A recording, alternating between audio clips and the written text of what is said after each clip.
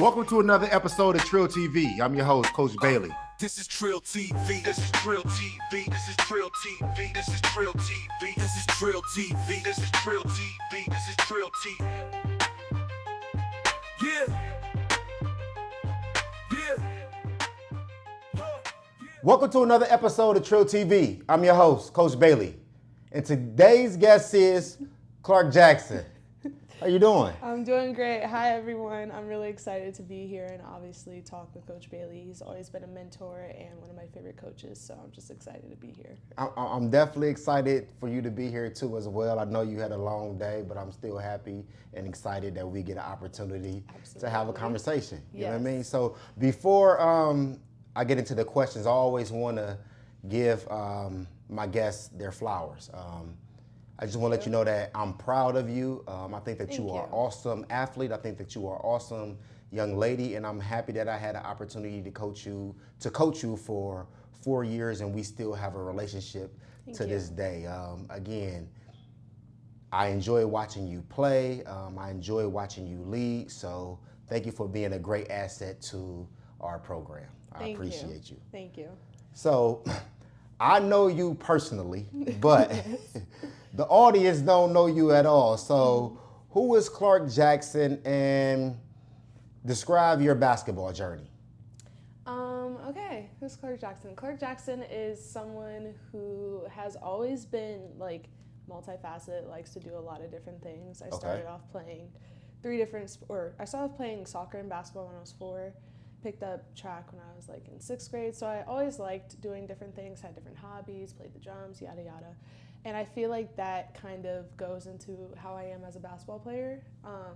I have always loved players who are multi-talented in different areas, able to shoot, score, play defense, etc. And I feel like ever since I can remember, I had always aspired to be that way, especially as a basketball player. I'm someone who loves to play both sides of the ball, definitely a two-way player, emphasizes defense but also loves to get at it on offense. So yeah, I feel like that's a good short little summary as to who I am as a person and as a player.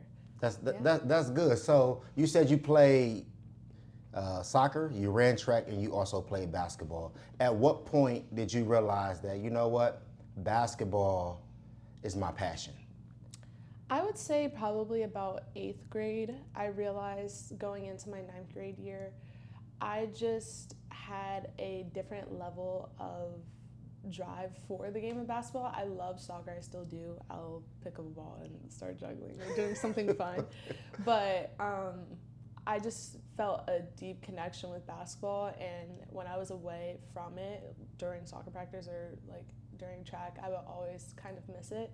And I also was fortunate enough to like grow up around basketball players and just really talented athletes, and seeing how they were able to make it to the next level, that was something I wanted to pursue. So I would say probably around 8th grade. 8th grade, okay. Yeah.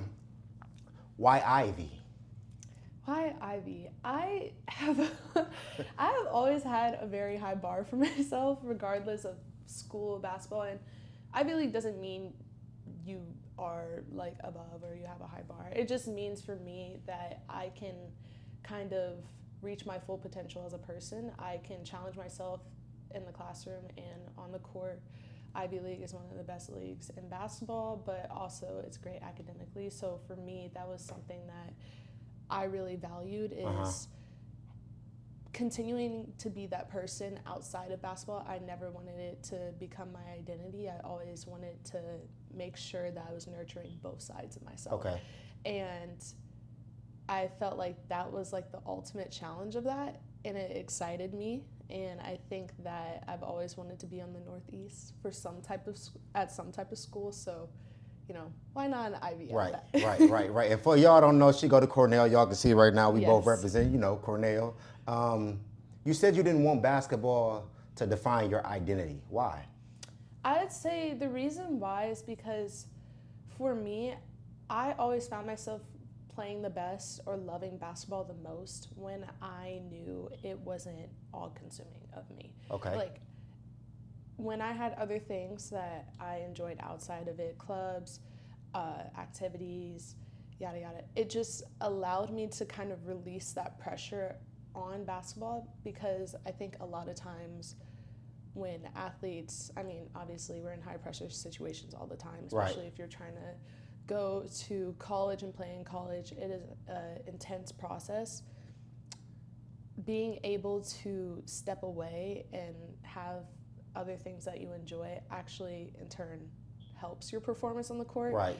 And so that's why I kind of focus on like nurturing that side of myself, because I obviously wanted to be the best basketball player I could be. Right. But I also want to be like the best well-rounded person I could be. And they both ended up helping each other out. No, and I think that that's important, not allowing the basketball to define your identity, because a lot of times we allow sports to define our identity, and once, you know, we don't reach the level of success that we set for ourselves, we think of ourselves as being failures. Yeah, and also with sports, it's so results-based that is pretty unstable for you to base a lot of yourself on it. I think, especially when I was going through the journey of recruiting, and it's a difficult process. And as a kid, I mean, you could say you have a great mentality all you want, but you do have dips. So there would be times where I was pretty upset, and I kind of put my entire worth into how much I scored that game. How did I have a double-double? Did I do this? Did our team win? And to put so much of yourself into something that is never guaranteed is, one, not really healthy, but two, it puts too much pressure on the actual activity. So I agree with you. It can become really toxic really fast if you do that. So I just tried my best.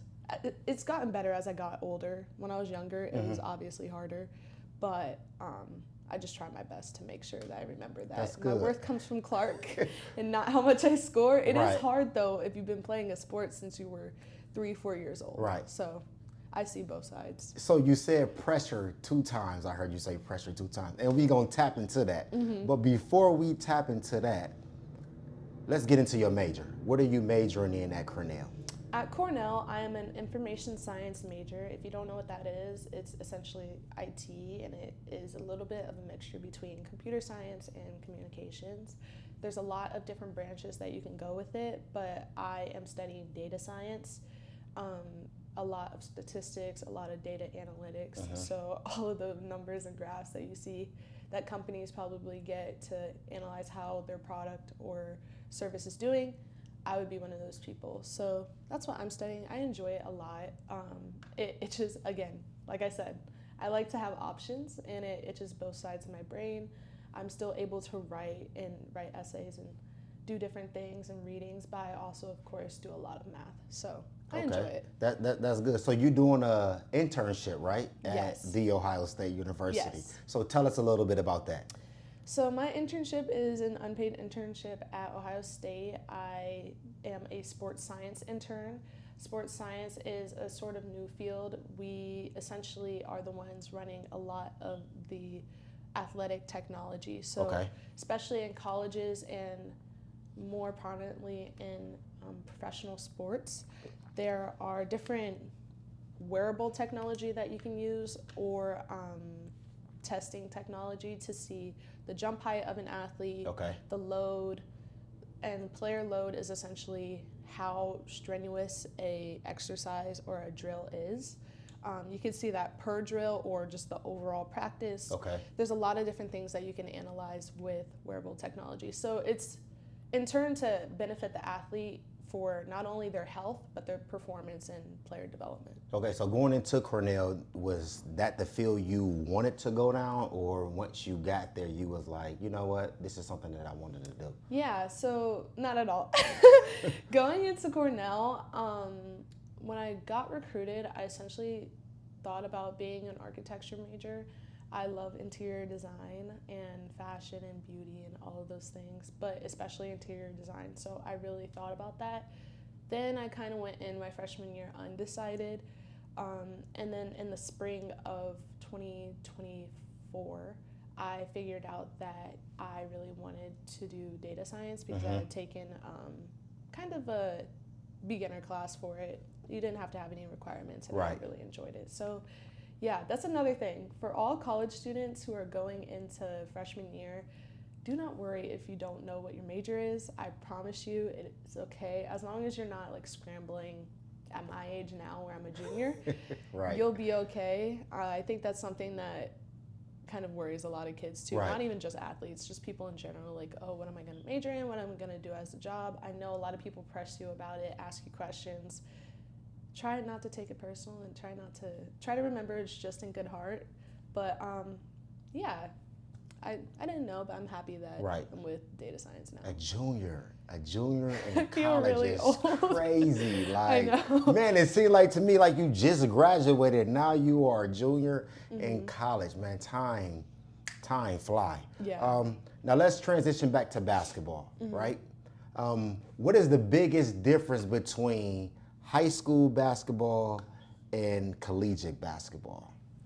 The biggest difference between high school and collegiate, my opinion is going to sound a little cliche and like over thought about, but it's definitely physicality. Okay. I would say I was pretty well conditioned, pretty well just like in the weight room as a high schooler. But I still think the difference between me and my physicality now as a junior in college and my physicality as a junior in high school is severely different. Right. And the fact that the girls are bigger, stronger, faster makes the game way faster, way more like you have to think on the fly. So I think that would be the biggest difference. Right. That and being able to think quickly. Okay, and that's one thing. It's funny that you said physicality because that's one thing that Coach Tremaine always preached to our athletes who we still coach right now in high school is the physicality piece. Like, you got to get in the weight room, you got to get stronger, even with the IQ piece, like, because the game IQ, is yes, faster. too. Like, you know what I mean? So we try to tell the younger athletes that we coach that right now, but sometimes you got to get there to experience it. Yeah, and I like how you talked about IQ because I would say that's also probably the second biggest thing. Right. Actually, if not the first. Being able to understand basketball as a sport, but also understand the type of basketball you're playing. Right. And like the league you're playing in, because obviously NBA is different from men's college basketball and WNBA is way different from women's college basketball, and same thing with high school to college. So Right. like being able to understand the systems, the way the refs ref are so different. So just being able to adapt is really important. But yeah, and it's, again, like you said, you really don't know until you see the 7-foot girl right in front of your Right. eyes. It's Right. like, wow, you're taller than I thought you were. Yes. But yeah. So you said adapt. What is one thing that you had to do to adapt and adjust your game to actually perform at a high level at the collegiate level? One thing I would say I had to adapt to is being able to play. So my freshman year, we did have a separate coach. Okay. So it's a separate system than the one I currently play in now. So when I talk about that, I'm not talking about my current system.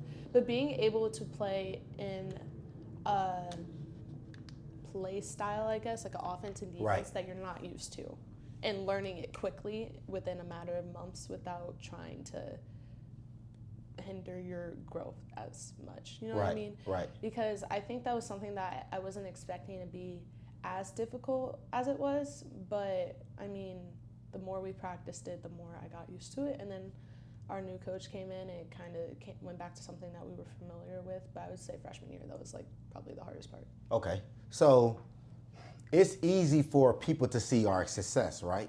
But they don't see the sacrifices that we had to make as athletes, right? They don't see the 4 a.m. workouts, or they don't see the late night shooting, or, you know, I get home for practice, I do my work, and then I'm watching film. Like, they don't see the grind and the sacrifices. Yeah. What is one thing that you had to sacrifice to get to the level that you are at right now? One thing I had to sacrifice, and I'm being very vulnerable when I say this, my ego. I don't think I was never egotistical as like a player, but everyone has an internal ego as to far as like, oh, I feel I deserve this or I do this. And you can feel that way, but your actions have to align with your ego. Okay. And I feel like freshman year of high school really opened my eyes, and it was so positive for me because it was about, I would say it's like the first time I was genuinely challenged to see if my actions would really match my ego. And luckily they did, but with some background encouragement, coaches, family, because they wanted to see me succeed, so they're not gonna nurture my bad habits. But what I mean by that is, like, I felt like I was this type of player, but in order for me to be this type of player, I would have to like shoot free throws after practice. Right.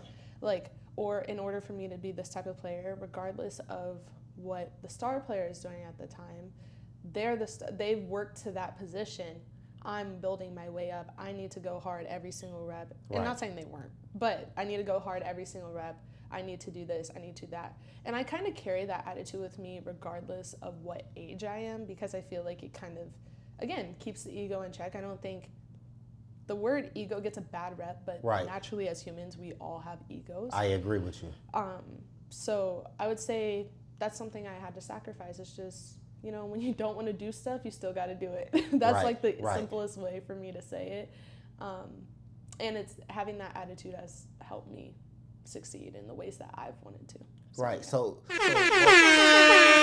you have a child who struggles or needs some extra academic support? If so, click the Q&R code. Read Efficient, empowering academic excellence in reading and math, one session at a time. So work ethic, right? I can truly, honestly say that you are one of the hardest athletes I coach. Well, thanks. It's a lot out there. Bella was a hard worker. I think Clarke Jackson was a hard worker. I think Gabby was a hard worker. And when y'all came in, because I had the opportunity to coach y'all as a freshman, you know what I mean? Mm-hmm. Like when I got there, Morgan Eden was already there. But y'all coming in as freshmen, y'all came in with this mindset that I want to work, I want to get better, because before it's all said and done, I want to be able to lead this basketball team. And for me, when I think about work ethic, I think about some different principles. I think about discipline. I think about commitment. I think about perseverance. I think about integrity. And when I look at Clarke Jackson, those are some of the characteristics that you always displayed. You know what I mean? And again, I'm a reference Coach Tremaine again, because when he first came in the program, you were a junior, and there's one thing that he always said about you and still preached to some of our girls, man, hey, Clarke Jackson work ethic is crazy, like for real, and this is going to open up a lot of doors for her because she is a worker. I've seen you work in the weight room, seen you work in the gym, seen you work on the track. During COVID, like you was in your basement, you was lifting, you was, you know what I mean? You was doing all those little things. So, how would you describe your work ethic? I don't know how I would describe it. I would just say that, I don't know. Can I maybe just say like my mentality of it? My mentality that I take into essentially every practice, every game is a few things. One is to be the best player I can be, to never like try and put limitations on myself, which is not easy. Like you, especially if as you get older, there are going to be a lot more opinions, and as you get better as a player, there are going to be a lot more opinions. So it's just hard to shut them out and not really pay attention too much to this one or this one.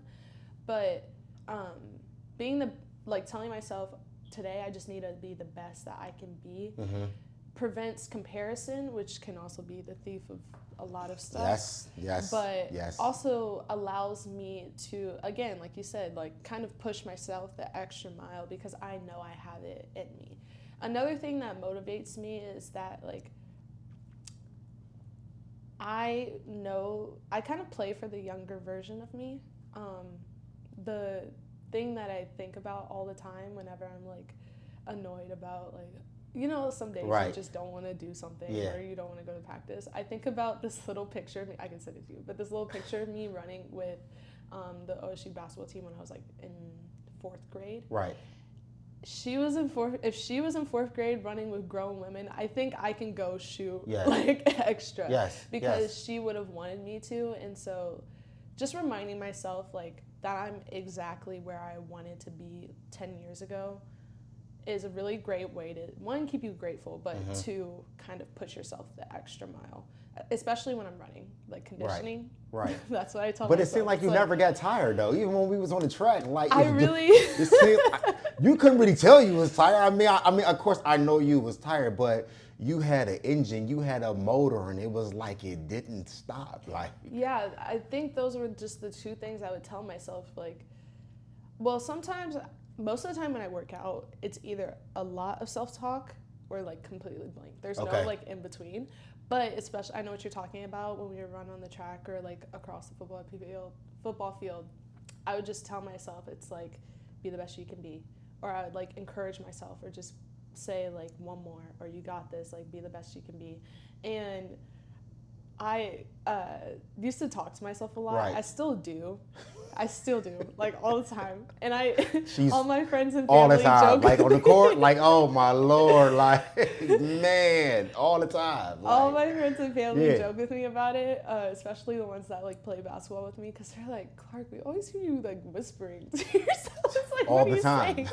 But when I tell you, it's probably the most important thing that I do, because if I wasn't so in tune with how I was feeling on the court, and like not during like plays, but like in between little parts. yes, If I wasn't in tune with that, then if I had a bad shot, then it would cause another bad shot, then it would cause another, and it would just spiral, and I wouldn't feel like I would be able to have a grasp on myself so that I can stop that negative right, thought or negative spiral. So my self-talk keeps me like level, or as Okay. level as I can be for that game. Is it Right. going to be perfect every day? Absolutely not. But it at least reinforces my self-confidence. And it wasn't always that way. Right, Like right. when I was younger, and when I say younger, like I'm not talking about like 10. I'm talking about like 14, 15, 16. It wasn't always positive. I would get frustrated. I would be like, oh, why can't I shoot this? Da-da-da. right, Then once I realized during training, during just like outside of game situations, when I would talk to myself exclusively positively, the difference was insane. So for me, talking to myself is just the best way to calm myself down. But yeah, I don't know. That was a long answer for how I work hard. I'm also lucky to just have it instilled in me since Right. I was a child. A lot of the stuff that I say, the philosophies I have, it's like 15% are from me, but like the other 85 Right. are from my parents. So parents and families and friends and mentors. okay. Yeah. So that's good. You said something that I don't want the audience to miss. Especially if you're, you know what, not especially, even if it doesn't matter if you're an athlete or not. Mm-hmm. What you said was key, and it can apply to everybody. You said comparison is the thief of joy. Why did you say that? Because I've experienced comparing myself, especially during recruiting, which it's not my favorite time. But no, I've experienced comparison with myself in everything, not Right. just basketball, in school, in literally my hobbies. Like when you first started out, it's like, why am I not as good as this person? It's because Right. you literally started yesterday. You're not Yeah. gonna be perfect. So I know how frustrating of an experience that is, but also I've been on the other side of it where I've just focused on myself as far as like my journey, and I know how much happier I feel while I'm doing Yes. it. Like, an example of that would be late senior year. I was like completely annoyed with everything. Right. Recruiting wasn't my favorite, and so I would say probably late January into February, I just stopped, like, I don't want to say stopped caring, because I obviously cared about playing, Right. and I wanted to play well, and of course I wanted to show up for my team, but I kind of just like ignored everything like on social media as far as like who got what offer, yada yada. Yeah.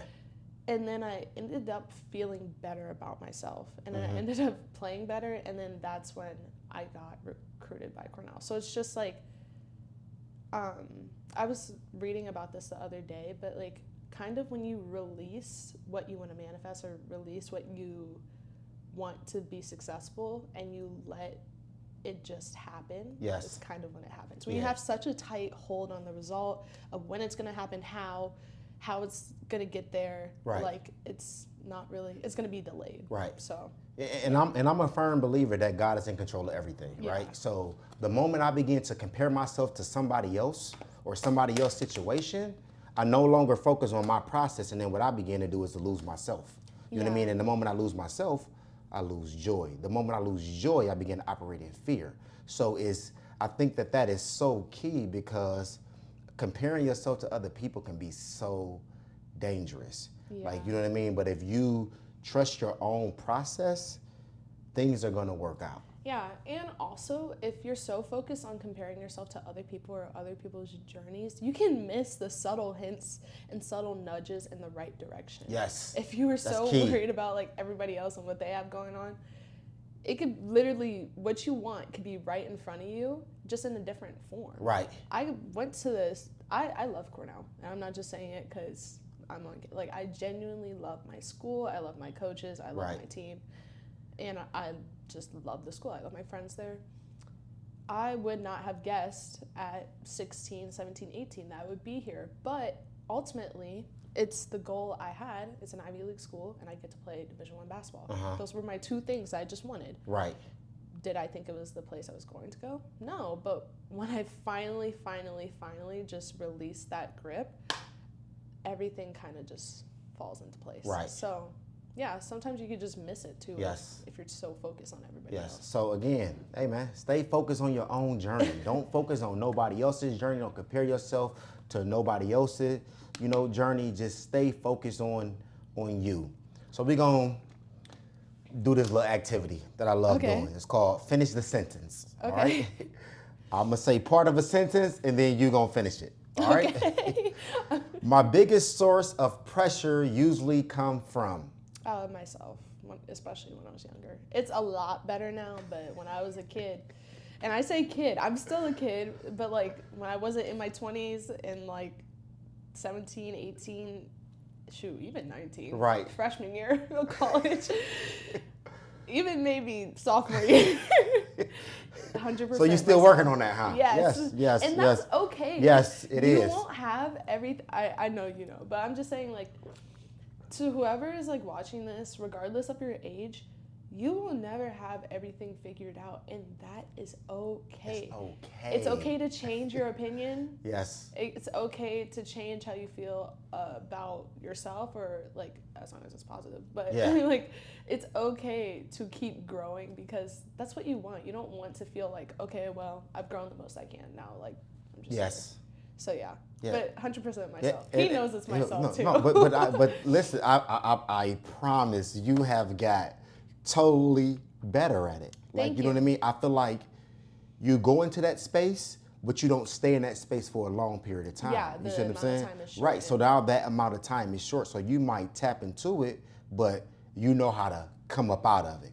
You know Yeah. what I mean? Like, Yeah, and it's like anything that will frustrate you in life. Like, happiness is not like like, oh, I did all the work to get here and now I'll stay here forever. Right. Like, and it's the same thing with sports. You won't always feel like you're playing the best or being the best, but as long as you're able to be in that space for most of the time and you don't stay in the negative self-talk space or the, oh, why am I not doing this, yada yada. It's okay to not be the happiest with your performance, Right. but there's a difference. yes. And so I agree with you. I'm way better at taking myself out of it, but it took a lot of practice. And it's Yeah. still, it takes constant practice every single day. I was training yesterday, or not yesterday, there was 2 days ago. Okay. And I was like not shooting the way I had been the entire summer. So like, of course my expectation of how I wanted to shoot was up here, and I was like right here.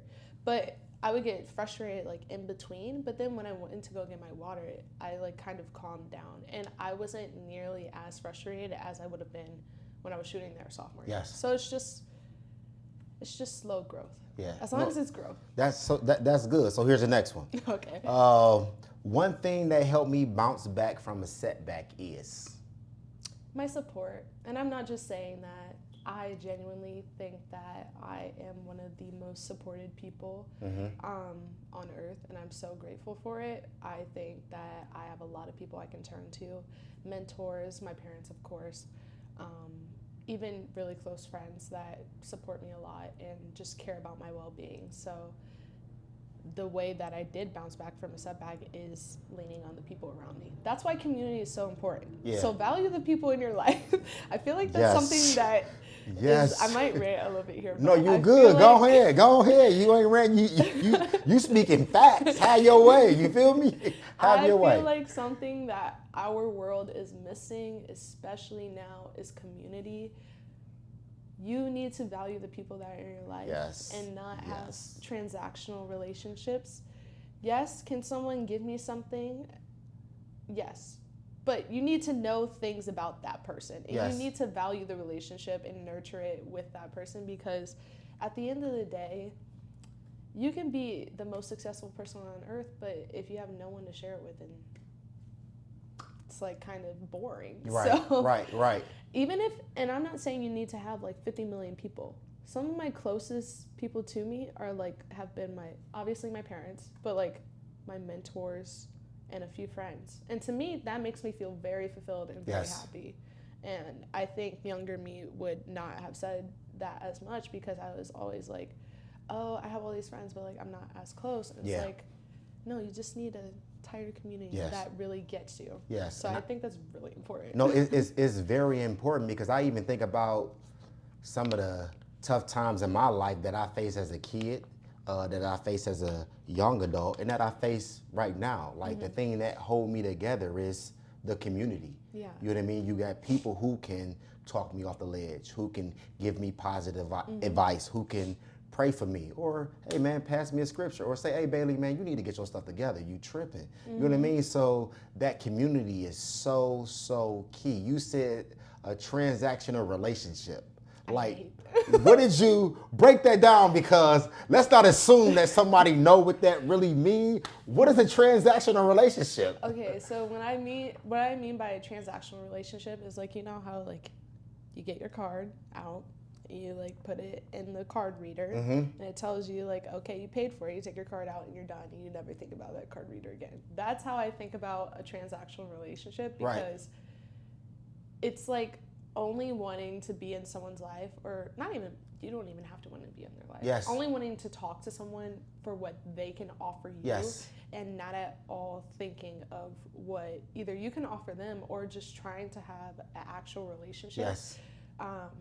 And I think it happens a lot in society. I don't think it's any certain group, like age-wise. I think it can happen to high schoolers, and I think it happened to adults in their 40s. Like, I really don't think it has a barrier, but they're my least favorite thing. And I just learned, like, kind of the concept of it. Like, obviously, I already knew what it meant, but yeah. Yeah, and it's crazy. So this is what I was thinking about as you was talking. It's cool to pull something out of somebody else's account, right? But at what point are we going to begin to deposit something in somebody else's account? Right. You know what I mean? Like, because that's important. Pull. But if I'm not depositing nothing, then I'm not giving back. Right. You know what I mean? And I think that is important. Yeah, and I think you might think that like deposit means you have to offer somebody something else. But in my mind, that can also mean simply like having a conversation with them about their day. Like, how are you doing? Like, caring about them as a human being. Yes. If only it wasn't so like simple. But like, I just think that goes so much further than anyone can really imagine. Especially, you never know what's going on in somebody's life. So like, even though, yes, you did coach me in high school, like technically I got what I needed. I still thoroughly enjoy talking to Coach Bailey because I feel like I learn a lot, but I'm also able to just talk with someone who knows me. And I'm able to hear from him and he can hear from me. Right. And I feel like it's a genuine connection and like mentor-mentee relationship. And so it doesn't at all feel like transactional or anything. That's why it's so easy for if one of us asks for a favor, like, yeah, of course. Right. Because we actually know each other. And I think it works both ways. I can need you, and I know that you're going to be there for me, just like you can need me, and you know that I'm going to be there for you. You know what I mean? And that's why I value our relationship, because we can both get something out of it. There are individuals that I know, and I'm not just talking about kids that I'm coaching, I'm talking about adults that I can help or give something to, but I'm not receiving nothing back. And after a while, that get draining. You know what I mean? Yeah. Yeah. So here's another one. The biggest lesson failure has taught me is that when you feel like you have failed or you are failing, you are about to have like the best time of your life. Like the time where I thought I literally wanted to quit basketball. My senior year, mind you. I'm captain of the team. I did not know that. Like senior year, captain of the team, mid-December. I literally, it wasn't like a thought, like a well thought out thing. It was more of like an instinctive, not instinctive, but impulsive, like, oh, I'm so tired of this. Like, I just want to quit. And it wasn't because of high school. It was because of recruiting process. I just was so over it and I wanted to quit. Graciously, I had a group of people help me and be like, look, you can go two routes with this. You can quit, and you know what? We're not going to judge you for it. Or you can take this and use it as kind of fuel and play like as well as you can, as free as you can. And I really, really thought about it that day. Like, I was really upset. But I ended up just saying, you know what? I'll just do my best. And that is when everything fell into place. So when you are on the cusp of quitting or feeling like you failed, like I felt like such a failure. Right. And I don't really use that to describe myself, but that was like pretty much the only time that in recent memory that I genuinely felt like, wow, this is rock bottom. Like I have no other options. Right. That's when the other option came. A couple weeks later, not even months, a couple weeks later. So just keep going is what I'm gonna say. And I think that wanting to quit or getting frustrated, I think those are natural feelings, right? Yeah. And they come and go. But the key thing is, how do you handle those feelings? Because in that moment you could have walked away. You know what I mean? And if you did walk away, you wouldn't be in the position that you are right now. You know what I mean? I wouldn't. The way that life works is so crazy because I wouldn't even know half of my friends. I wouldn't have taken half the classes I do. I wouldn't know my teammates. I wouldn't know my coach. It would be so, my life would be so different. But again, I'm so grateful. And yeah, like you said, the feeling of wanting to quit is natural and normal because you put all of this work, all of this energy into achieving a goal, especially if it's a goal that is difficult. And let's just be honest, like playing Division I basketball has like a 0.1% chance of happening. That is a really, really tiny percentage. So knowing that technically the odds are against you, right, it can be really discouraging, you know, if stuff doesn't go the way you see it going. But again, like you said, just being able to bounce back is really, really important. And it's not, I'm not going to sit up here like it's easy. It's not easy at all. Right. No, it's not easy at all. And I know some people is thinking in their mind right now, I never wanted to quit. Like if you ever thought about, you know what, I want to walk away, that's technically wanting to quit because you're frustrated. I'm about to walk away from this relationship because I'm frustrated. That's thinking about quitting. You know what I mean? Like, so yeah, you can say like, I never said like I wanted to quit, but you said it in a form where it can present itself as quitting. Yeah, and I never like told my mom and dad, I'm gonna quit. I was just thinking it in my head because I was so drained. I was so tired that I just was like, I've given everything to this sport, and I felt like I wasn't getting back what I deserved, but little did I know I would, and it fell into place. That's why I love sports too, because I feel like it teaches, there's good and bad sides to it, but I do think that it teaches people, regardless of age, really, really good lessons about teamwork, perseverance, consistency, discipline, self-devotion to your goals, like lots of stuff. Yeah. So when you hear the word, but it's 2 words, external pressure, what comes to your mind? The first thing that came to my mind was silly, because it's like, I will definitely say, especially when I was younger, I would feel external pressure, but it was more so me projecting my own pressure onto other people that would like tell me, oh, maybe you should take this shot or do this thing. I'd be like, why are you putting so much pressure on me? But it's like really me putting pressure. But also, like, when I think of external pressure, the reason why I say silly is because, not that those people's opinions don't matter, but especially if it's not someone that's your coach, and like, depending on your relationship with your coach even then, but if it's not someone that's your coach, it's not someone that's come to every single game of yours, it's not someone that's seen you work out before, their opinion really shouldn't matter, because they only see the performance. Yeah. And they only maybe see one performance, maybe they see 2. So like, I don't think that athletes or people should take external pressure personally, because they don't really know you. Yeah. And if they do, then even then, you're the only person that, what I always remind myself is, you're the only person that knows yourself the best. Yeah. You see yourself from head to toe. So I would say external pressure is something that is hard to not worry about, but once you get it, you kind of just... He really had a positive message. Like, he really showed me, I don't know if you guys could tell, but like, I have a disability, and when he was speaking about his disability... I'm a 12th grade student reading on the 6th grade level. And you want me to go to college? If I can get to a place where he is, where he's speaking to people, where he's changing people's lives, then I'm gonna be okay. Like, girl in my past with the stain on my face called pain. Look and listen. I want you to feel my scar. Like the Lion King, I was praising the same like scar. Some nights I wanted to go. Yeah, so when I think about external pressure, I think about the stress and expectations put on us by other people, right? No other people, of course, we're talking about basketball. They can be our coaches, they can be our teammates, it can be social media, it can be our parents. And what happens is their expectations can influence our feelings, the way we see things, and also the way we think, right?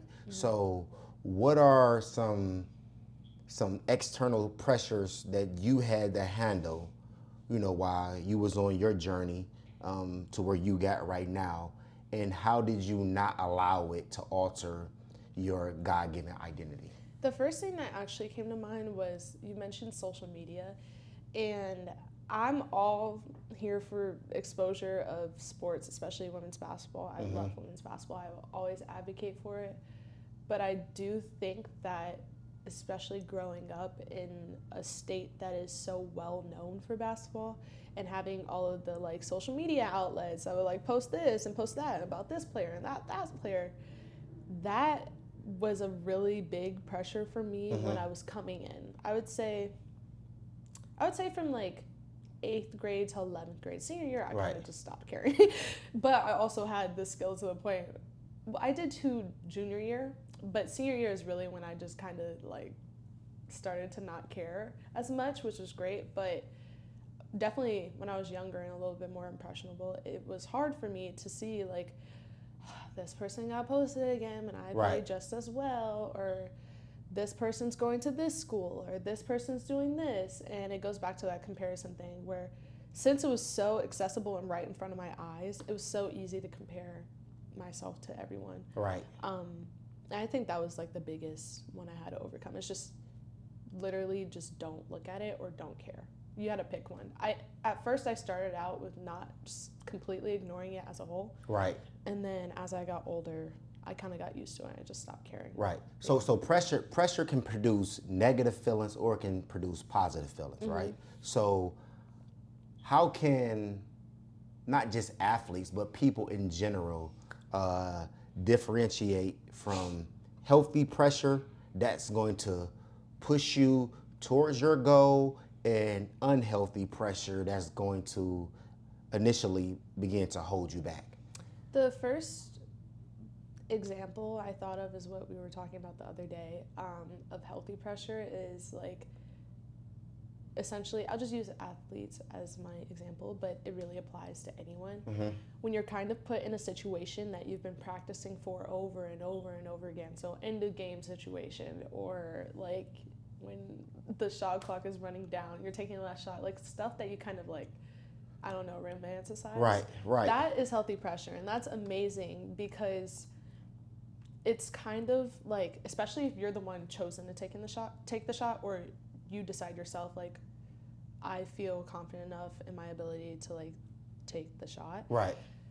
I feel like you're put in that position for a reason, and like it shows up because you are capable of overcoming that pressure. Right. So I think that's a great example of like healthy pressure. Negative, I think, is just like when you care too much about things that either are out of your control, Right. like people's opinions. That's good. are That's good. completely out of your That's control. good. That's good. Some people will have some really strong opinions of Yes. that, and you're just like, Yes. you've never met me. Yes. But people's opinions, and also like, especially with a sport like basketball, that's a team sport, sometimes you really can't control if the ball goes in the hoop. Like, Right. Sometimes it just doesn't work that day. So like certain things that you can't control, I would consider like negative pressure if you put too much of an emphasis on it. Right. So like that's how I would differentiate them. I kind of forgot your question No, though. I think you hit it. Because I asked you how would you differentiate between positive pressure and negative pressure, right? So I'm gonna give you another one. Internal pressure. Internal pressure, like separated between negative and No, I'm positive? saying like when you hear that phrase internal pressure, what comes to your mind? Kind of good and bad, like we just talked about. Because internal pressure is a sign that you really, really want what you're striving for. And Okay. I think that's a really positive thing. Like with me, there was no doubt that I wanted to be a college basketball Right. player, and I wanted to go to Ivy League school because nothing was stopping me from getting there some way, somehow. And my mind reflected that. Like internally, I would always think like, okay, well, what would this version of me do? Or like, I have to do this so I can reach this. I think it only becomes negative, again, like when we were talking about earlier, when you tie your identity to Right. it. And just trying to have that healthy balance of like being the two voices that you need. Like one shoulder is like, come on, Clarke, you need to get into it. Like you need to work out. You need to stop like laying down. And the other part that's like, you need to rest, maybe watch some basketball if you really want to get better today. But kind of balancing that and knowing like which voice to listen to that day is Right. really important. But yeah, I don't think internal pressure is always bad, but I do think you need to like thoroughly regulate it. Yes. So and again, so when I think about internal pressure, I think about the expectations we put on our own selves, right? Yeah. And that can be driven by fear, or it can be driven by the passion to want to succeed. I think right? it's a little bit of a mix of both. Mix of both? Okay, go ahead. Because Talk I about would say that. when I was younger, I almost wanted to be so successful because I was so scared of failing. Like, Right. because I've grown up around very successful people, and not just in like a specific way that it looks, but in like their creativity and their drive for what they wanted. They achieved it somehow, some way. And so I didn't want to be the one that didn't get what Right. they essentially told people that they were going to get. But that's another thing. Don't really tell people what you're going to do. Just do it, because then you don't have to hear other people's opinions. Right. You don't have to hear them trying to regardless if it's negative or positive intent, sometimes people can sway you in a direction that you weren't really supposed to go to. So if you're going to do something new or if you're going to do something hard, maybe just try and keep it to yourself as much as possible. Yeah. Keep the details. You can tell, like everyone knew I wanted to play basketball in college, but they didn't know like the very specific, except for like maybe 3. Right. You, or 4. You, my mom, and like another mentor. So long story short, I just think that like you need to just kind of be focused on what you're doing. Yeah, and you said fear. You said you had the fear of failing, right? So when I think about the fear of failing, I think about it can drive you 2 different ways, right? So the fear of failure can push you to work hard so you won't fail, or the fear of failure can distract you and get you so like in a discouraged jail. Yeah. that you don't even want to try. Yeah, like you don't do anything Yes. at all. Yeah. Yeah, that's been something that I've been practicing with myself, is trying to do the one before you just mentioned, is like, okay, even if I am scared to do something, if I really want to do it, just do it. Like, do it scared, do it messy, Yes. do it not clean, and figure all those other like logistics out later, because at the end of the day, I think the thing that I always tell myself that overcomes fear, and this is not just basketball, this is like in life, with all my other hobbies and like things I like to do, the thing that always kind of beats out fear for me is like, I do not want to be older and saying, oh, I should have done this, or I could have done this. Facts. And I don't really want to disappoint my younger self. I'm always like kind of living my life for the older version of me and the younger version of me.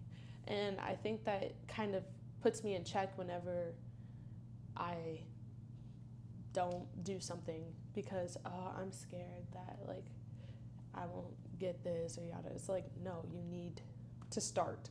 Yes. Just start. Like, And regardless. I think that that's key, because again, we said it before, fear is a natural feeling, Yeah. right? So if you face your fear, it produces confidence. So even whether I'm coaching or whether I was younger and I was playing sports, or even now when I go speak or when I'm called to do something that I'm scared, I always remind myself that I'm built for this moment. Exactly. You know what I mean? Yes, Like, I'm a very big believer in like everything happens for a reason. You won't get asked the opportunities if it wasn't meant to be. right.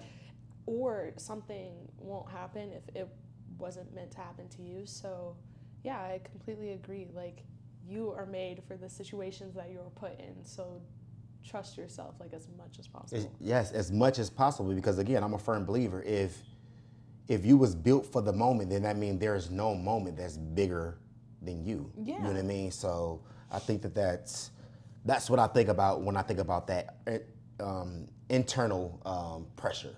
So you said something about your younger self, right?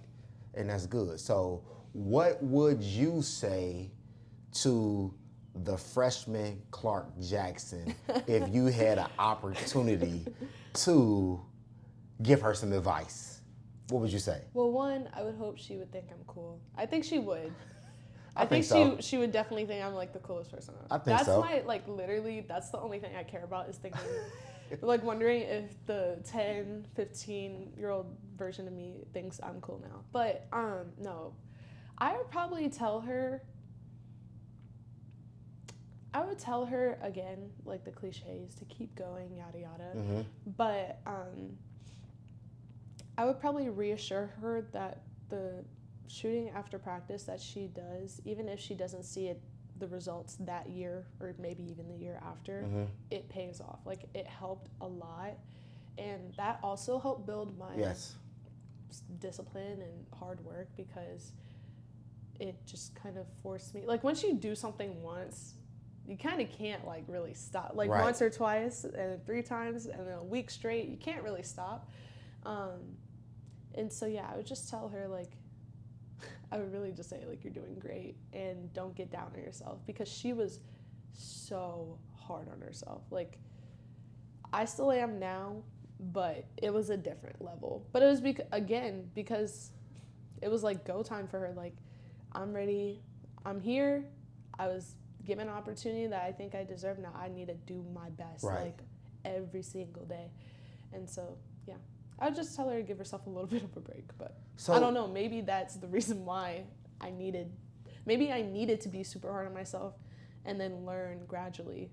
I don't know. So, grace, right? Grace is important. So one thing that I preach to some of the athletes that I coach now is grace. You have to be able to show yourself grace. Yeah, you're gonna get frustrated with yourself, you're gonna get upset with yourself, but at the same time, you have to show yourself grace. So I asked you that question so I can say this to you. The little freshman Clarke Jackson still living you today. Yeah. And every time you find yourself getting down on yourself and sometimes she show up and she get frustrated, you gotta say what you just said to her. Yeah. Hey, you good. You just gotta keep putting in the work and you're gonna be fine. You know what I mean? I know you didn't say that, but I'm just paraphrasing it and I'm putting it in my own words. You have to be able to show yourself grace and be able to encourage yourself because it's important. You know what I mean? And just like how you spoke to her right now, when you go off to college and you prepare for the season and you bump into that wall, show yourself grace. You know what I mean? Because I feel like as athletes, as parents, as friends, as principals, teachers, one thing we don't do enough is show ourselves grace. Yeah, and I think it's honestly just reflective of being a high achiever. And it's so, like, me a year ago would not, like, refer to myself as that because I would just be like, oh my gosh, Clarke, like, stop. But it's true, like, someone who is naturally high achieving or wants to always improve and always grow and always evolve, you're going to probably be harder on yourself because you want to see the version that you envision. But I do agree, it's really important for just to give yourself grace sometimes. Okay, this is the closing question, right? Okay. So you said that, and this is advice for our next generation, people who's coming up under you. You said that your senior year, you got a little bit frustrated. You was comparing yourself to the things that you were seeing on social media with other athletes getting scholarships, whether it was in your sport or boys basketball or football or whatever, and you got a little bit discouraged and you wanted to be like, you know what, man, I'm done with all this. What advice could you give not just a young lady, but any athlete who is seeking a scholarship, but things are not going their way and they haven't told anybody, but on the inside they feel like a failure? What advice would you give them? Yeah, I think it's kind of a summary of what we talked about the entire time, but the main thing I would say is to just know that, like, you cannot control what happens or how it happens, but you will reach your goal. If you are determined enough and you are devoted to yourself and your goal enough, it will happen. You don't know how, you don't know when, it may be when you least expect it, but if you continue, if you're working hard and you continue that volume of work all throughout high school or whatever rest of the time you have before you are getting to the college that you want to be, you will achieve it. So honestly, the main thing that you need to be is something my mom always told me. I know when she watches this, she's going to be like, oh my gosh. You have to be your biggest fan. Right. Because at the end of the day, you're the only one that's going to live with yourself. Right. And you need to be the biggest advocate for yourself. Put yourself out there. Be okay with quote unquote failing. You never really fail. You just like may miss a shot. You may miss a pass, whatever. But be okay with putting yourself out there so that you can reach your goal, because honestly, nobody is going to make the goal happen for you. You do it yourself. Like, yes, you have support and you have people who give you the opportunities and you can be so grateful for that. But at the end of the day, you were the person performing.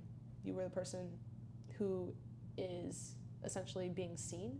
So you need to be the person who makes your goal happen. So that's what I would say. Just remember that, yes, you don't know like when it's going to happen. You don't have control of that, but you do have control of how much you support yourself and how much you set yourself up for success. Yeah, so she said a lot of things. one thing she said is support yourself. Like her mom told her, be your biggest fan, I right? I can hear her voice right now. So support yourself, be your biggest fan, trust the process, show yourself grace, and again, continue to work hard and trust God that everything is gonna work itself out. And thank you for tuning in, and remember, if it ain't TRILL TV, it ain't real TV. Peace. Yeah.